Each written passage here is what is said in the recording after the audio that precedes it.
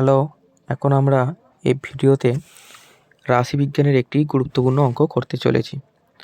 অঙ্কটা দেওয়া আছে sigma i equal to 1 to n x I minus 3 equal two 0, sigma i equal to 1 to n x i plus 3 equal to 66।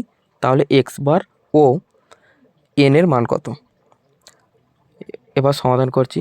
Sigma i equal to 1 to n x I minus 3 equal two 0।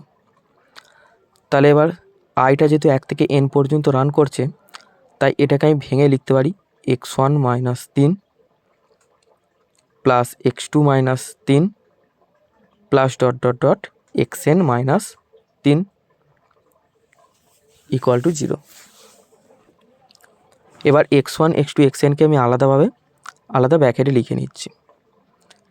এবং 3 কটা আছে? 1 2 করে n খানা আছে, nটা 3-এর যোগফল কত? 3n। তাহলে minus 3n equal to 0। এবার x1 x2 xn এদের যোগফলকে sigma x I equal to 1 to n লিখতে পারি, মাইনাস 3n ইকুয়াল টু 0। তাহলে sigma x I equal to 1 to n equal to কত হবে? 3n। এটাকে আমরা 1 নাম্বার নাম দিচ্ছি। এবার আরও একটা সামেশান আছে, ওটাকে ভাঙছি। Sigma i equal to 1 to n x i plus 3 equal to 66। একইভাবে আগেরটার মতো করে যদি সিগমাটাকে ভাঙি, তাহলে sigma x I equal to 1 to n plus 3 আছে কটা? এনটা, তাহলে 3n ইকুয়াল টু 66। তাহলে সিগমা এক্স আই এর মান আমরা আগের সমীকরণ পেয়েছি কত?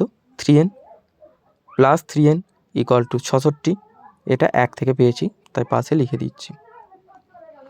3n প্লাস 3n মানে কত? 6n equal to 66।